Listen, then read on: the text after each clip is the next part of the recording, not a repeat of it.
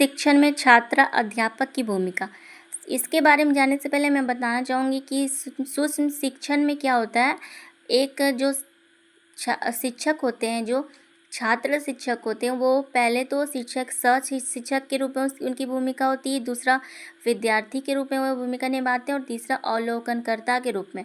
मतलब कि इसमें कहा जाता है कि एक जो शिक्षक होता है, जो कि स्टूडेंट टीचर है, वो पहले शिक्षक के रूप में पढ़ाएगा, फिर स्टूडेंट के रूप में से सुनेगा और स्टूडेंट के रूप में वो मूल्यांकन भी करेगा कि जो जो लोग पढ़ा रहे हैं उसका अवलोकनकर्ता के रूप में उसका मूल्यांकन करेगा, फीडबैक देगा।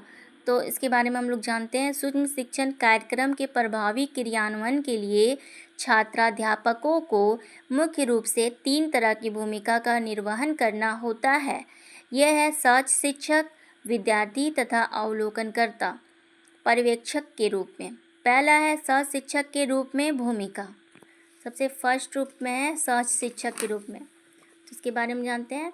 सूक्ष्म शिक्षण कार्यक्रम में छात्र अध्यापक को एक शिक्षक के रूप में सूक्ष्म पाठ योजना तैयार करना होता है। सूक्ष्म पाठ योजना के दौरान छात्राध्यापकों को ध्यान रखना चाहिए। सूक्ष्म पाठ योजना का उद्देश्य एक शिक्षण बिंदु के माध्यम से एक शिक्षण कौशल का विकास करना है, न कि पूरे पाठ को पढ़ाना है। इसमें निर्धारित विषय वस्तु के लिए बहुत कम समय मिलता है, क्योंकि विषय गौण होता है और कौशल मुख्य होता है। सूक्ष्म शिक्षण के जरिए जो हम लोग का कौशल है उसको विकसित किया जाता है। सबसे पहले तो आप प्लानिंग करेंगे कि आपको क्या पढ़ाना है और उसका शिक्षण उद्देश्य क्या है, उसका आउटकम क्या है।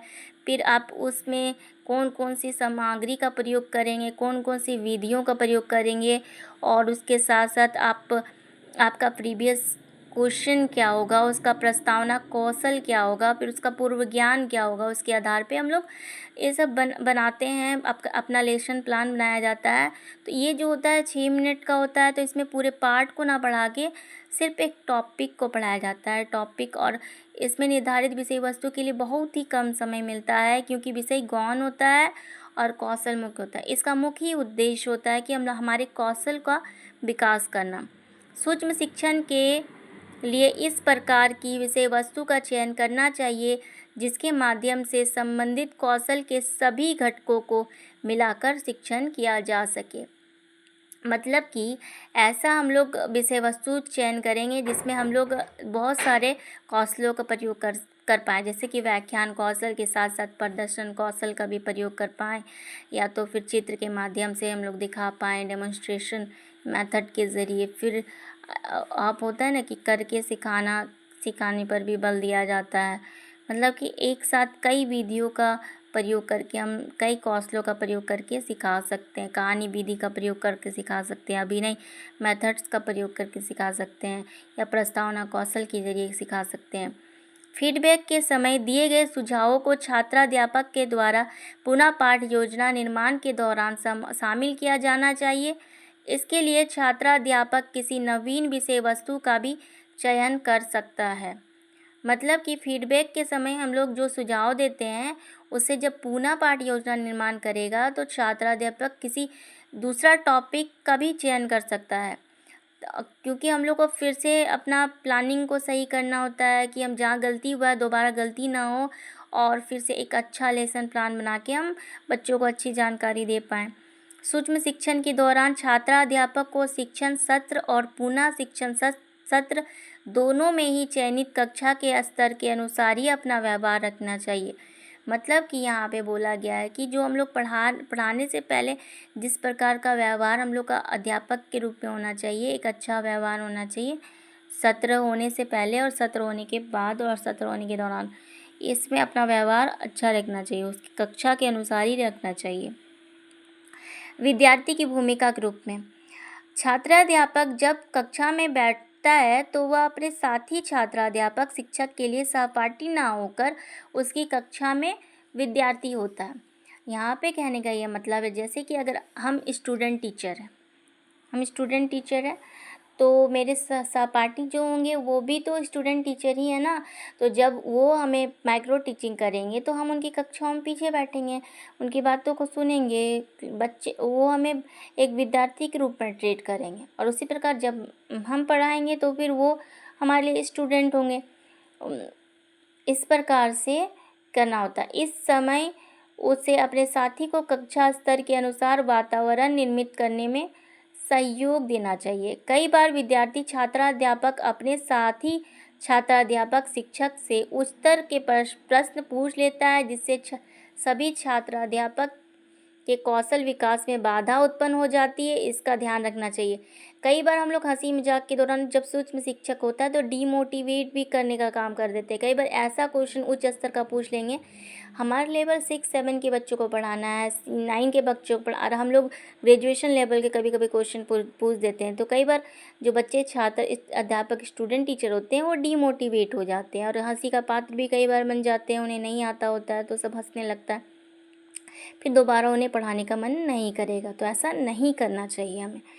फिर है तीसरा नंबर, अवलोकनकर्ता के रूप में। सूक्ष्म शिक्षण के दौरान छात्राध्यापक अपने साथी के पाठ का अवलोकन भी करते हैं। अतः अवलोकनकर्ता के रूप में छात्राध्यापक को शिक्षक छात्राध्यापक के द्वारा पढ़ाई जा रही विषय वस्तु पर कम तथा शिक्षण कौशल पर विशेष अवलोकन करना चाहिए। हाँ, यहाँ पे ये बात बहुत अच्छी कही गई है कि जो हम लोग जब पढ़ाते होते हैं या फिर हमारे साथी जब पढ़ा रहे होते हैं तो हम लोग जब फीडबैक देते हैं कि आपने बहुत अच्छा पढ़ाया, तो हमें उसके कौशल को देखना चाहिए, ना कि वो जो पढ़ा रहा है उसके विषय वस्तु को ना देखकर हम लोग कौशल के और बोल सकते हैं कि आप इसमें कहानी मेथड्स का यूज़ कर सकते हैं, या फिर दूसरा अगर लगेगा कि करके दिखाने वाला या फिर प्रदर्शन मेथड्स हो गया या एक्सप्रेशन मेथड भ्रमण विधि उसका प्रयोग करना है, तो उस हिसाब से हम लोग उसे गाइड कर सकते हैं कि आप ये मेथड का यूज़ करेंगे तो ये चैप्टर आपके लिए और अच्छा होगा, रोचक बनेगा, तो बच्चा ज़्यादा सीख पाएगा। अवलोकनकर्ता के द्वारा दी जा रही टिप्पणी समालोचनात्मक तथा वस्तुनिष्ठ होना चाहिए। टिप्पणी समालोचनात्मक तथा वस्तुनिष्ठ होना चाहिए। अवलोकनकर्ता के द्वारा शिक्षण कौशल से संबंधित प्रत्येक घटक पर प्रतिक्रिया दी जानी चाहिए।